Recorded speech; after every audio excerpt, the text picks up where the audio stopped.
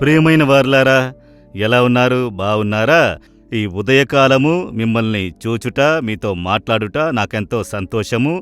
ఎందుకో తెలుసా? యేసు మిమ్మల్ని ప్రేమిస్తున్నారు కనుక ఈ కార్యక్రమం ద్వారా మిమ్ములను సంధించుచున్నారు, మీతో మాట్లాడుచున్నారు. ఈ దినం మీకొక సందేశం అవసరమై ఉన్నది. అది దేవుని సందేశము.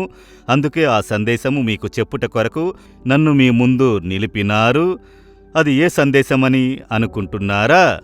వేద గ్రంథములో 145వ కీర్తన 8వ వచనములో యెహోవా దయాదాక్షిణ్యములు గలవాడు, ఆయన దీర్ఘశాంతుడు, కృపాతిశయము గలవాడు.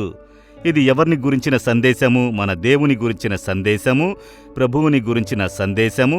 మనము దేవుణ్ణి తెలుసుకొనగా ఆయన ఆశీర్వాదమును స్వతంత్రించుకొనగలము. అర్థమవుతోందా మీకు? ఆయన ఎలాంటి వారు అని ప్రభువుని ఎరిగి ఉండాలి. పరిశుద్ధ దేవుని గురించిన తెలివియే విమోచనకు ఆధారము.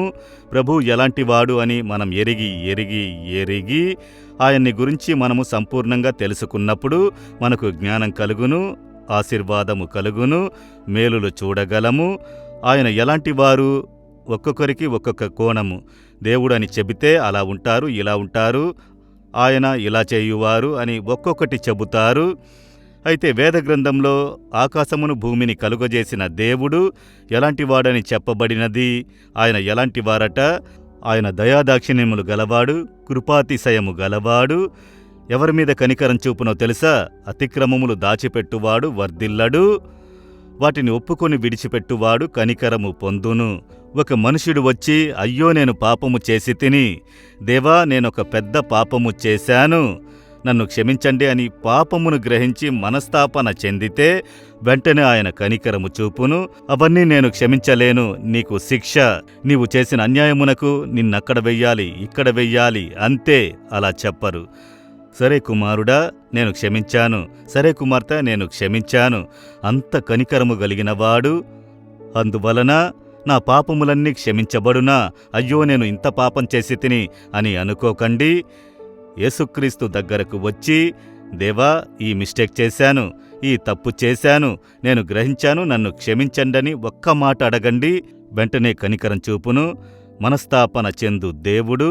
మీరు కన్నీరు కార్చారంటే ఆయన మనస్సు అలాగే కరుగుతుంది.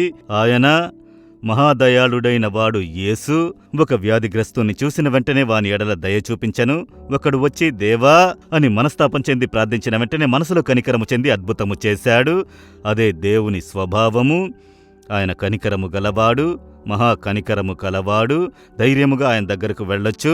అయ్యో నన్ను దండించినేమో, త్రోసివెయ్యునేమో అని అనుకొనవలసిన అవసరము లేదు. 12 ఏండ్లు రక్తస్రావ రోగం కలిగిన స్త్రీ యేసు వస్త్రమును తాకి స్వస్థత నొందెను. అప్పుడు ఆయన నన్నెవరు తాకినారని అడిగారు. భయం వచ్చిందామెకు. ఎందుకంటే అది మైలు గల వ్యాధి. అలాంటి వ్యాధి గలవారు ఎవరు తాకినా వారు మైలు అని, వారిని ఎవరు తాకినను అది మైలు అని అనుకున్న కాలము. కనుక నేను యేసును తాకి తిని కోపడ్డారేమోనని భయపడి వణుకుచు యేసుకు ముందు వచ్చి, నేనే తాకి తిని దేవా అని చెప్పింది. ఆమె తాకి స్వస్థత నొందినది. ఇప్పుడు యేసు చెప్పుచున్నారు, కుమార్తె భయపడకు. ఆమె భయపడుతూ వచ్చి, వణుకుచూ వచ్చి, యేసు ఏమి చెప్పెదరో, నీవు నన్ను ఎలా తాకవచ్చు, నా ముందుకు వచ్చి అడిగి ఉండవచ్చు, ఎందుకంటే మైలుగల వ్యాధి కదా, ఆయన ఖండించును అని అనుకుంటే ఆయన అంటున్నారు, కుమార్తె అంటున్నారు, అమ్మా నీ విశ్వాసము నిన్ను రక్షించింది, నీవు సమాధానము గలదానివై వెళ్ళు, స్వస్థత నుండి సౌఖ్యంగా ఉండు, నీవు దేనికి విచారపడకు, నేను నీ తండ్రిని, నీవు నా కుమార్తెవు, నీవు నన్ను తాకినందున నేనేమీ మైలైపోను, కనుక నీవు భయపడకు.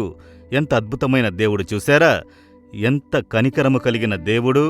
మీరు భయపడిపోయారంటే ఆయన చెప్పెదరు, నీవు భయపడకు. మీరు వణుకుచూ ఆయన దగ్గరకు వెళితే వచ్చి నా దగ్గర కూర్చొనుము అని మిమ్మల్ని హత్తుకొనును.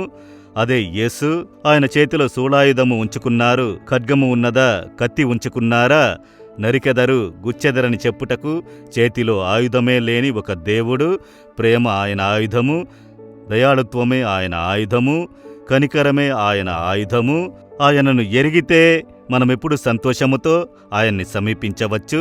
ఆయన దయాదాక్షిణ్యములు గలవాడు, ఆయన దీర్ఘశాంతుడు, కృపాతిశయము గలవాడు. ఆ దేవుడు చెప్పుచున్నారు, కుమార్తె నీవు రమ్ము, కుమారుడా, నీవు రమ్ము. నీవు వెనకబడి ఉన్నావా? ప్రార్థించలేదా? నీవు సోలిపోయి ఉన్నావా? పాపములో పడి ఉన్నావా? పర్వాలేదు, రా, నేను నిన్ను సరిచేసేదను. నేను నీ మీదే జ్ఞాపకము కలిగి ఉన్నాను. దేవుడు చెబుతున్నారు. ఎంత అద్భుతమైన దేవుడు చూడండి. ఈ దినం చెప్పెదరా, దేవా, యేసయ్యా, నీవు ఎంత ప్రేమ కలిగిన వాడవు, ఎంత కనికరము గలవాడవు, ఎంత కృపాతిశయము గలవాడవు. నీ వద్దకు సమీపిస్తున్నాము, నీ దగ్గరకొస్తున్నాము.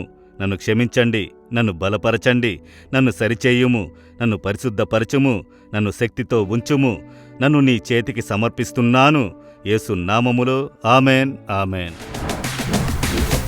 జీసస్ రిడీమ్స్ తెలుగు యూట్యూబ్ ఛానల్ను సబ్స్క్రైబ్ చేయండి. సబ్స్క్రైబ్ బటన్ను క్లిక్ చేయండి మరియు బెల్ బటన్ను నొక్కండి. ప్రతిరోజు కార్యక్రమ సమాచారం పొందండి.